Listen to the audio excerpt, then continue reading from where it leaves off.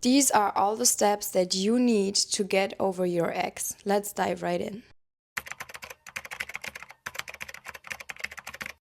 So the first thing is accepting that the relationship is over. You stop hoping that they come back and that they reach out to you. You just simply accept that it's over, and this gives you peace, because this hoping that someone will reach out to you is a bad energy. It shows that you're desperate. You are just waiting for them to reach out to you again. And that also shows that your self-worth is based on them. If they reach out to you again, if they come back, you just hope for that. And you wait and waste your energy and your time on that. And that's the wrong kind of energy. So accepting that the relationship is over and that you're healing now is the first step that you need in order to heal.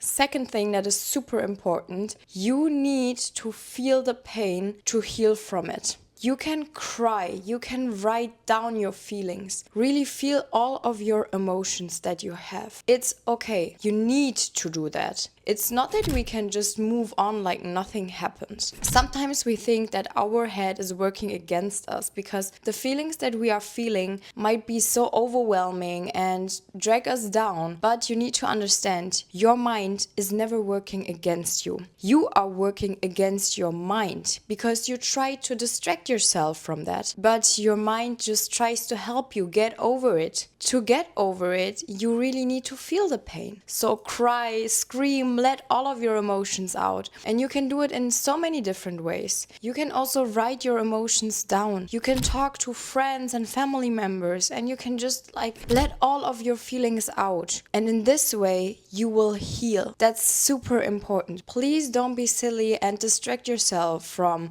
the feelings that you feel, because it will all just sum up in your subconscious mind, and you will really carry this with you. And at one point it's too much because you were always suppressing your emotions and feelings, and at one point it's too much and you will feel so miserable. So feel your emotions. They are there for a reason, and your mind is not working against you. So another thing is the no contact rule. You need to cut the contact completely. You need to unfollow, maybe even block if they still reach out to you. You stop stalking them and you stop going places where they could be. You just really cut the contact. It's super important because you cannot expect to get over your ex when you're still in contact with them. This will always hold you back from healing. So this is such an important step, and you should also not waste your energy with stalking them, because this is also a desperate energy. You need to check out what's going on with them, but the focus should be on you and on you only, not on them. It should not matter to you what they do right now. And also, you are just harming yourself. You will even feel worse after stalking them. So why do you hurt yourself? Stop it. Just focus on yourself. Something that you should also do, and you can really take your time with that, but you need to remove triggers. Triggers are old pictures, memories, and all the things that could make you miss them. And in this moment, when you see maybe old photos, you just remember the good times only. So you might reach out to them again because you think, oh, we had such a great time. So you should really remove those triggers. But if you don't feel comfortable right now, you don't have to do it right away. So take your time with that. It's also good to know that you had a nice relationship. There were good and bad sides, but you should remove those triggers, because otherwise you might fall back into checking out what they are doing and texting them. That's nothing that you want to do.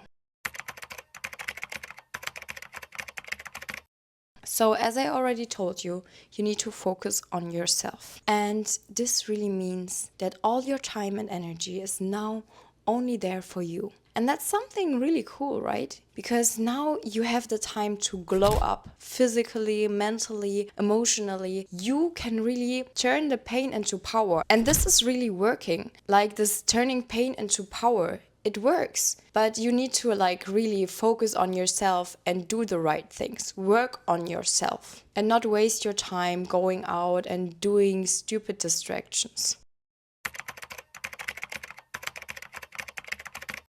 You also need to stay busy because otherwise you maybe might just end up laying in bed for too long. You can lay in bed, you can cry in bed, it's okay, but you should not do it a long time. Feel the feeling, acknowledge it, and let it go. And you need to stay busy. You need to distract yourself, but with good things. So find a new hobby, find something that you like and that also boosts your confidence. Set new goals. What do you want to achieve? How should your future life look like? And just try to get out and do something. You can also find routines that make you stay busy. So basically you could have like a morning routine so you get out of bed and you don't start overthinking right away, and you can just really find things that keep you busy and you will not think about the breakup so much anymore. Surround yourself with supportive people. Could be friends, family, you could find new friends and you could really talk to them and have the feeling that you're not alone. Because sometimes when a relationship ends, we feel like we don't have anyone. But that's wrong. There are so many people and you really have a lot of good people around you. Acknowledge the fact that you have those kind of people and yeah, just spend time with them, with supportive people that help you. Another very important thing is to not romanticize the past. You need to remember the good and the bad things, because sometimes we tend to forget about the bad things, especially if we look at photos and old memories and we think, oh, this relationship was so beautiful. But you might forget that like your partner also treated you in a really miserable way. So really remember the good and the bad. Don't romanticize the relationship. If it ended, it had to end because of a reason. If it ended, it had to end, and it was simply not meant to work out. So don't romanticize the past. Another super cool thing that you can do is learn from it and really take this as an example for your mistakes that you made. This relationship is your example for the mistakes that you made and the things that you need to change in order to become a better person or a better partner. So you can really just sit down, write all the things down that were not okay about you. And this is not to judge yourself. We are all not perfect. It's totally normal that everyone has flaws.